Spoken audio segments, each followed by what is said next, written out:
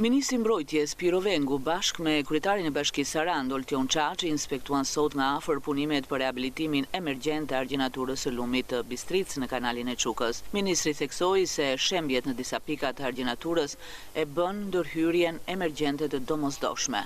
Ta bërë të qartë edhe për publikun dhe gjithë banorët e Sarandës, Finiqit, Delvinës, praktikisht gjithë zonës prekur nga vërshimet e Bistricës.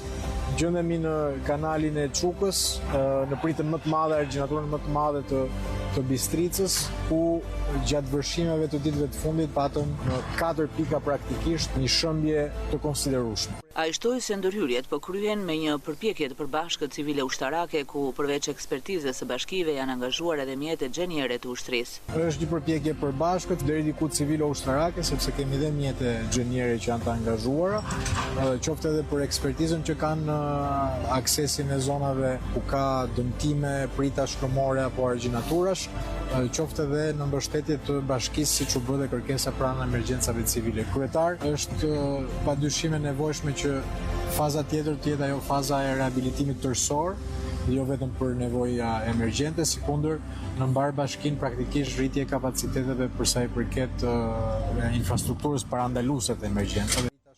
Kryetari i Bashkisë Sarand Oltion Çaçi shpjegoi se puna intensive nuk ka ndalur prej 50 ditësh dhe se objektivi është të forcohet gjithë argjenatura për të parandaluar situata të ngjashme në të ardhmen.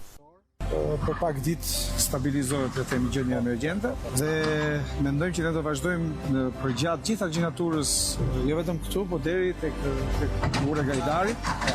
Do nxjerrim nivelin dhe e mira është që ta përforcojmë gjithë argjenaturën, sepse me çfarë kuptoj unë, këto do jenë veshje të vazhdueshme dhe le të themi edhe vitet që vijnë do kemi po të situata, kështu që e mira është të dalim para kësaj. Ministri Vengu bëri me dije gjithashtu se për vitin 2026 është parashikuar një rishpërndarje me drejt e buxhetit për emergjencat civile, duke mbështetur veçanërisht bashkitë me risk të lartë për mbytje si Saranda, Delvina dhe Finiqi.